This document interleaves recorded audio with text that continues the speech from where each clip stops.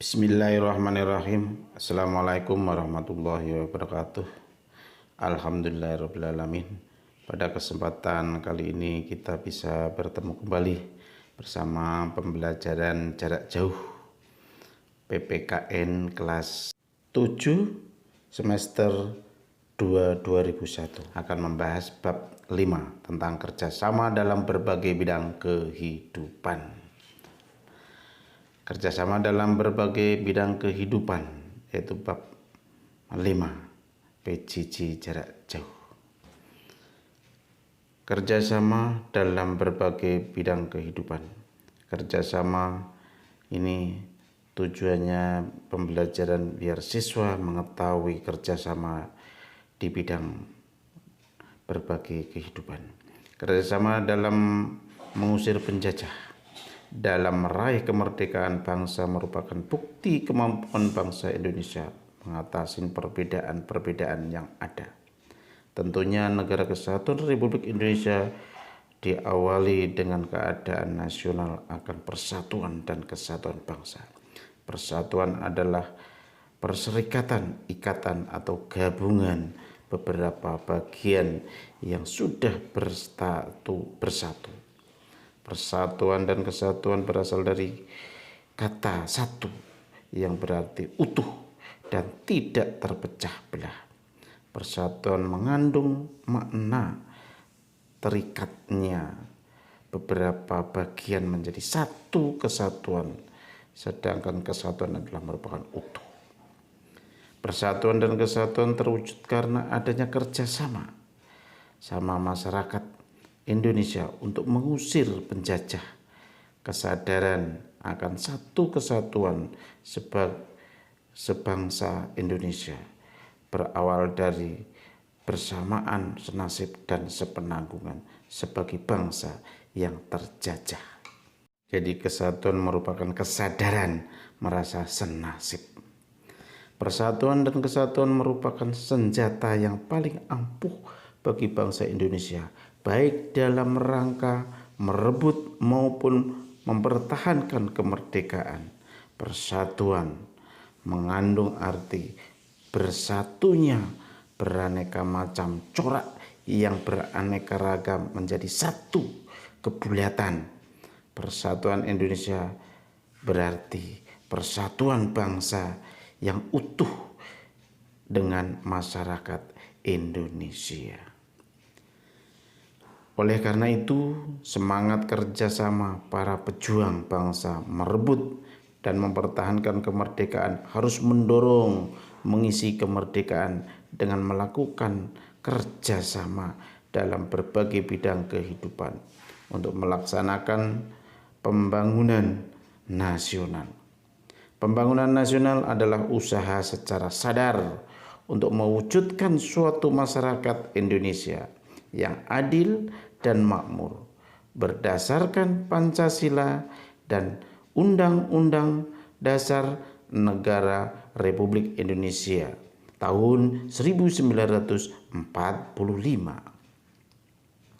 Tujuan nasional bangsa Indonesia itu adalah hendak kita capai melalui upaya-upaya pembangunan nasional tercantum di dalam pembukaan Undang-Undang Dasar 45 tahun 1945 alinea keempat, yaitu melindungi segenap bangsa Indonesia dan seluruh tumpah darah Indonesia, memajukan kesejahteraan umum, mencerdaskan kehidupan bangsa, ikut serta dalam mempertahankan ketertiban dunia yang berdasarkan kemerdekaan abadi dan keadilan sosial serta perdamaian abadi dan sosial. Tercapainya tujuan nasional bangsa Indonesia tersebut masyarakat bahwa setiap warga negara harus melakukan kerjasama dalam berbagai bidang kehidupan untuk mensukseskan pembangunan nasional. Adanya kerjasama dalam berbagai bidang kehidupan yaitu untuk mencapai pembangunan nasional di Indonesia. Kerjasama merupakan kegiatan atau usaha yang dilakukan dua atau lebih untuk mencapai tujuan bersama. Semangat kerjasama dalam kehidupan di masyarakat terwujud dalam kegiatan gotong royong sesuai dengan kehidupan budaya daerah masing-masing.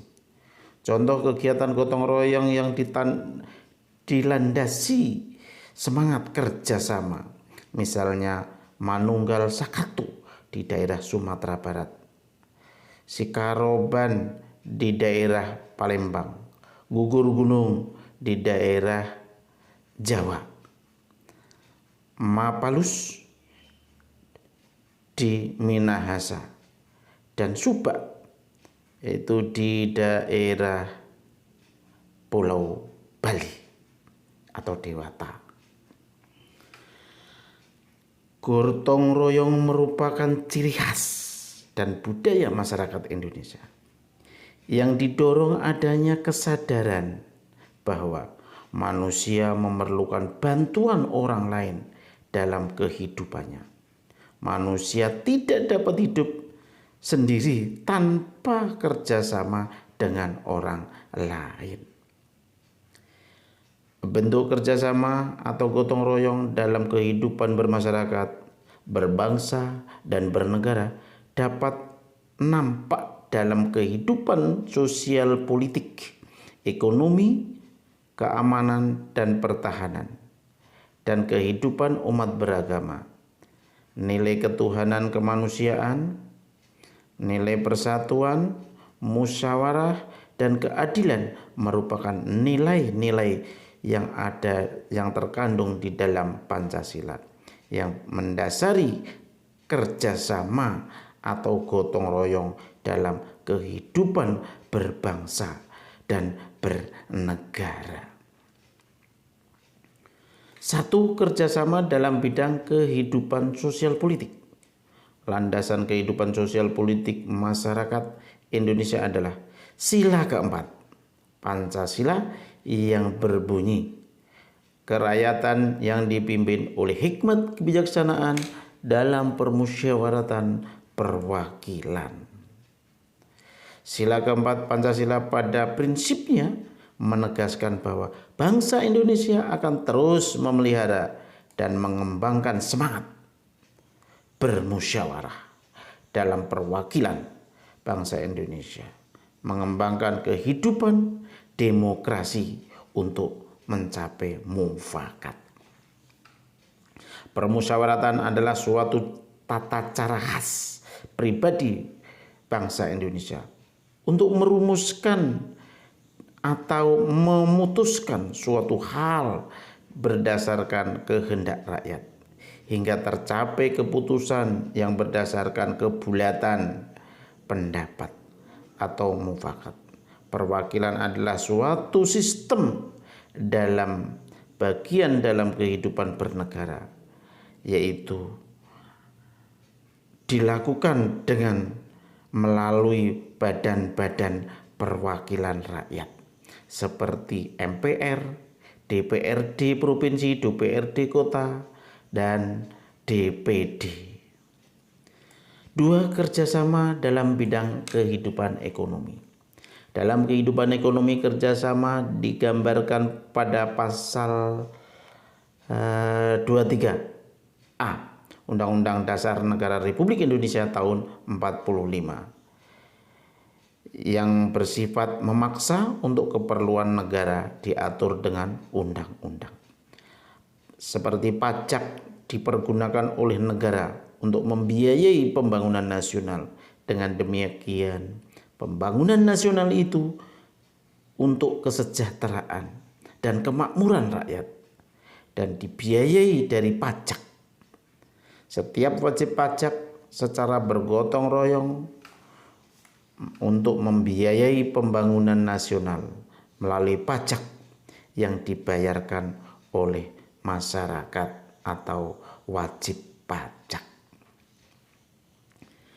Kemudian pada pasal 33 ayat 1 Undang-Undang Dasar Negara Republik Indonesia tahun 45 menyatakan perekonomian disusun sebagai dan atas kekeluargaan.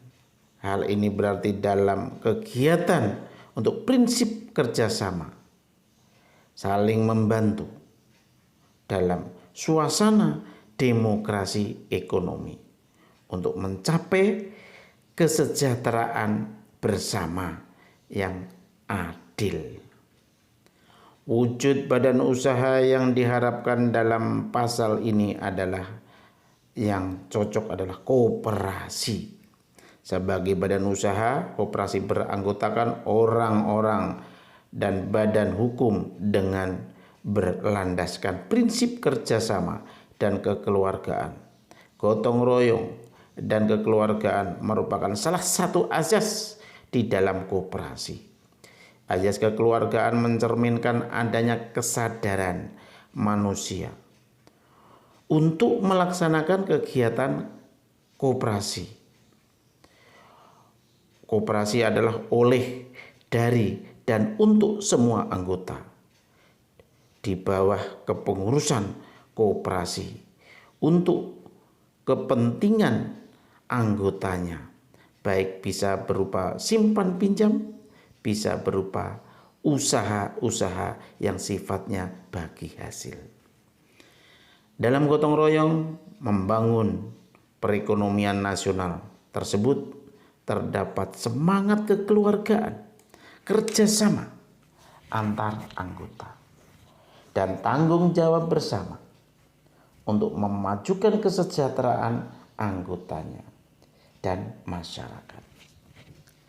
Keunggulan koperasi dibanding dengan badan usaha lainnya adalah sebagai berikut, yaitu dasar persamaan, artinya setiap anggota dalam anggota mendapat suara yang sama. Dalam koperasi itu persatuan, artinya dalam koperasi setiap orang dapat diterima menjadi anggota tanpa membedakan agama, suku, bangsa, dan jenis kelamin atau ras keturunan. Serta pendidikan, artinya koperasi mendidik anggotanya untuk hidup berlatih sederhana, tidak boros, dan suka menabung, dan juga melatih berdemokrasi ekonomi. Artinya mendapat imbalan jasa yang disesuaikan dengan jasa masing-masing setiap anggota berdasarkan keuntungannya. Berdasarkan keunggulan ini, koperasi sangat baik dilakukan di Indonesia. Sungguh-sungguh jika jujur dan baik sebagai wahana yang ampuh untuk mencapai suatu masyarakat yang adil dan makmur. Menurut Muhammad Hatta, yaitu pasal 33 ayat 1 Undang-Undang Dasar 45 merupakan soko guru sistem perekonomian di Indonesia sangatlah bagus. 3. Kerjasama dalam bidang kehidupan pertahanan keamanan bangsa atau negara. Sesuai pasal 30 ayat 1 Undang-Undang Dasar Negara Republik Indonesia menyebutkan bahwa tiap-tiap warga negara berhak dan wajib ikut serta dalam usaha pertahanan dan keamanan negara. Pasal ayat 3 Undang-Undang Dasar pasal 3 Undang-Undang Dasar Negara Republik Indonesia 45 tahun 45, setiap warga negara berhak dan wajib ikut serta dalam upaya pembelaan negara. 4. Kerjasama antar umat beragama. Di dalam pasal 29 ayat 2 Undang-Undang Dasar 1945 yang berbunyi, negara menjamin kemerdekaan tiap-tiap penduduk untuk memeluk agamanya masing-masing dan beribadah menurut agama dan kepercayaannya itu. Ketentuan pasal tersebut mengandung pengertian adanya jaminan negara atas hak kebebasan warganya atau penduduknya atau masyarakatnya untuk memeluk salah satu agama dan dari beribadah menurut agama dan kepercayaannya itu bebas tanpa diganggu dan dipaksa oleh pihak lain. Kerjasama antar umat beragama ditandai dengan adanya sikap sebagai berikut. 1. Saling menghormati umat beragama dan berbeda agama. 2. Saling menghormati lembaga keagamaan yang seagama dan berbeda agama. 3. Sikap saling menghormati hak dan kewajiban umat beragama. Dengan demikian, ketentuan pasal tersebut mengandung pengertian bahwa negara atas hak kebebasan penduduk untuk memeluk agamanya masing-masing dan beribadah menurut agama dan kepercayaannya itu sesuai yang dianut oleh hambanya. Dalam pengembangan sikap kerjasama, sikap tidak terpuji seperti sikap fanatik agamanya. Itu adalah sikap fanatik yang sempit, yaitu sifat yang merasa dirinya paling benar, agamanya paling hebat, paling benar. Juga kita harus sikap individualis, yaitu sifat yang lebih mendahulukan kepentingan sendiri. Dalam pengembangan kerjasama, sikap tidak terpuji. Itu kalau perbuatan manusianya bersikap individualis, yaitu sifatnya lebih mendahulukan kepentingan sendiri. Itu adalah kurang terpuji. Sikap eksklusivisme, yaitu sikap selalu memisahkan diri dari kehidupan sosial atau kehidupan orang banyak di dalam masyarakat.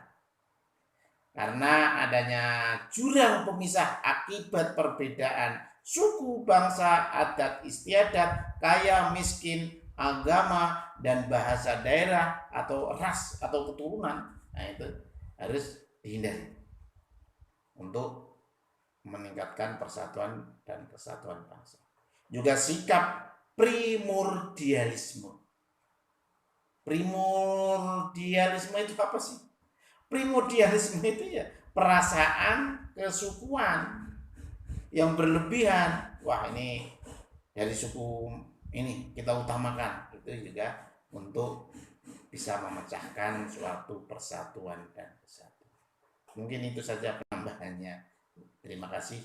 Assalamualaikum warahmatullahi wabarakatuh.